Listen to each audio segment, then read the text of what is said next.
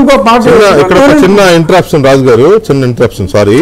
ఇప్పుడు మీరు అంటే మీరేంటో మాకు తెలుసు, మేము చూస్తున్నాం కాబట్టి మీ ఫైట్, మీరు పడిన ఇబ్బందులు ఇవన్నీ తెలుసు. ఇంటర్నల్ గా పార్టీలకు మీకు మధ్య ప్రజాద్రోహం, ఆ రాజద్రోహంలో నేను ఏమని మీరు ఏటు మీరు ఏమని నేను ఏటు రాజద్రోహం, దేశద్రోహం, రాజద్రోహం, వాటెవర్. కాకపోతే పార్టీలకి మీకు మధ్య ఏముందో మాకు తెలియకపోవచ్చు, కానీ యాజ్ అన్ ఇండివిజువల్ మీరు జగన్మోహన్ రెడ్డి గవర్నమెంట్ మీద కానీ, లేదా జగన్మోహన్ రెడ్డి మీద కానీ, లేదా మీ పార్టీ మీద కానీ మీరు చేసిన తిరుగుబాటు, మీరు చేసిన లీగల్ ఫైటు, మీరు చావు అంచుల దాకా వెళ్ళి వెనక్కి వచ్చింది, ఇవన్నీ మేము దగ్గరుండి చూసిన వాళ్ళం. We are the witnesses, we witnessed everything. కాకపోతే ఇక్కడ ఏంటంటే డెఫినెట్గా మీరు అందరూ అనుకునేది ఒక రకంగా అనుకోవడం కూడా తప్పు కాదు. ఏంటంటే జగన్మోహన్ రెడ్డికి ఈయనకి చేడింది కాబట్టి ఈయన అందులోనే ఉండి జగన్మోహన్ రెడ్డి మీద తిరుగుబాటు చేస్తున్నాడు, పోరాడుతున్నాడు. At the same time people's cause కోసమే ఫైట్ చేస్తున్నాడు. అది మాతృభాషలో టీచింగ్ కావచ్చు, లేకపోతే అమరావతి రాజధాని కావచ్చు, వైజాగ్ స్టీల్ కావచ్చు, ఇంకా చాలా చాలా చాలా చాలా ఇష్యూస్ మీద మీరు ఫైట్ చేసిందంతా వీటి మీదనే. అలాగే జగన్మోహన్ రెడ్డి కేసులు, జగన్మోహన్ రెడ్డికి బెయిల్ రద్దు చేయాలని. సో ఇవన్నీ చూస్తున్నప్పుడు చాలా మందికి ఏమనిపిస్తుంది అంటే, ఎలాగో ఈయన వైసీపీలో ఉండడు, వాళ్ళన్న తీసేస్తారు, ఈయన వెళ్ళిపోతాడు, తర్వాత ఎక్కడికి తెలుగుదేశంలో చేరతాడా, బీజేపీలో చేరతాడా అనేదే కదా చర్చ.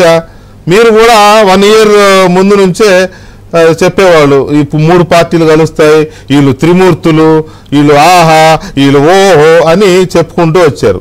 ఎట్టి పరిస్థితుల్లోనూ పొత్తుంటుందని మీరే అందరికంటే ముందు డిసైడ్ చేసిందే మీరు కదా, డిసైడ్ చేశారు.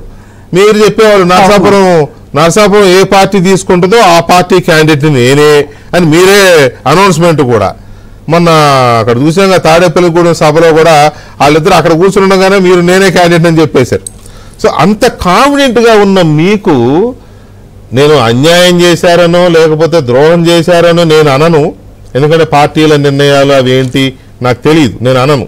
ప్రజలు అనుకుంటున్న మాట, మీకు ఏదో టికెట్ ఇవ్వలేదండి, మీ పరిస్థితి ఇంకా త్రిశంకు స్వర్గంలో ఉంది. ఇప్పుడు అసలు టికెట్ వస్తా రాదా, వస్తే ఎంపీయా లేకపోతే అసెంబ్లీనా, ఈ త్రిశంకు స్వర్గంలో ఉంది.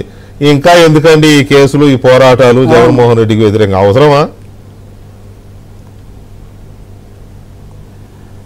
అంటే నేను వేసింది వీళ్ళెవరో సీట్ ఇస్తారని మటుకు కాదు వెంకటకృష్ణ గారు, అంతవరకు నేను చెప్పగలను. I know that. ఇప్పుడు నాకు ఇప్పుడు ఈ సందర్భంగా ఒక సినిమా గుర్తొస్తాను, ఎందుకంటే ప్రతిసారి నాకు ఏదో సినిమాలు గుర్తొచ్చేస్తూ ఉంటాయి. అసెంబ్లీ రౌడీ సినిమా చూసారా మీరు? మోహన్ బాబు మా బావ, దివ్య భారతి సినిమా చూశాను.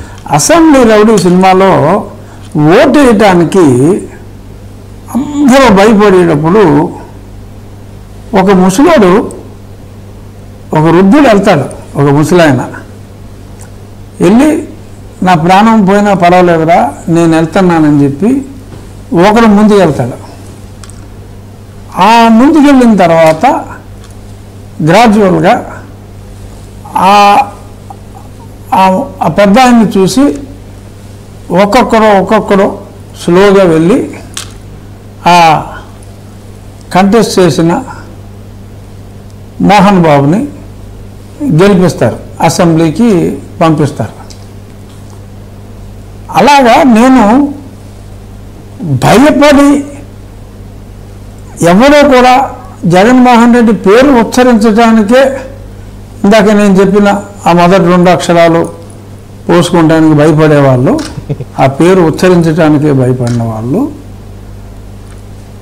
నేను ఆ ముసలాయనలాగా ముందు అడుగు వేసిన తర్వాత చాలామంది గ్రాడ్యువల్గా రావటం కూడా జరిగింది.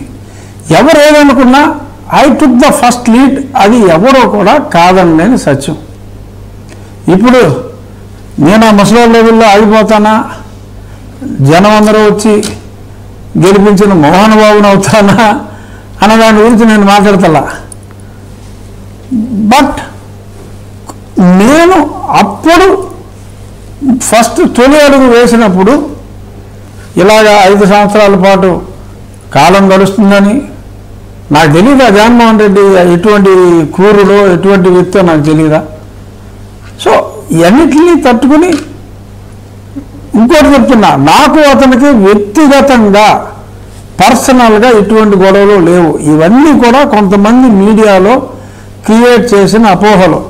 నేనేదో నా దగ్గర పవర్ ఏదో ఆంధ్రప్రదేశ్లో ఏదైనా కొనాలనుకున్నానని, అతను కొనలేదని, నాకు కోపం వచ్చిందని, ఇదంతా ట్రాష్. భగవంతుడి సాక్షిగా చెప్తున్నా. 2014 తర్వాత నేను ఎలక్షన్లో 19లో జాయిన్ అయ్యే ముందు వారం రోజుల ముందు మాట్లాడుకుంటాం అంతే తప్ప, ఆ తర్వాత 4 నెలల్లోనే మా హనీమూన్. ఎందుకంటే అతని విధానాలు నచ్చక నేను ఇదిగో మనం ఇలా చేస్తున్నాం, ఇది కరెక్ట్ కాదని 1-2 సార్లు చెప్పే ప్రయత్నం చేయటం, ఆ చెప్పి అవకాశం కూడా లేకపోవటం, ఆ తర్వాత నేను మీడియాకి ఎక్కటం, అతనికి విపరీతంగా కోపం రావటం, ఆ కోపం వచ్చిన వెంటనే అతను నాకంటే ఎక్కువ ఆవేశపరుడు కాబట్టి నన్ను డిస్క్వాలిఫై చేయాలంటాం. Yes, it started. అంతే తప్ప ఒక వ్యక్తిగతంగా నేనేదో అతని దగ్గర నుంచి ఆశించో, లేకపోతే మా మధ్య లావాదేవీలు ఉన్నాయో, ఇటువంటివి ఏమీ లేవు. It's simply an ideology clash. I thought నేను అతను చెప్పిన మాటలు నిలబెట్టుకోవట్లేదని అతను చెప్పే ప్రయత్నం చేద్దాం. మనం ఇలా చెప్పాము, ఇది కరెక్ట్ కాదనే ప్రయత్నం చేసాం. ఎస్, అతను నన్ను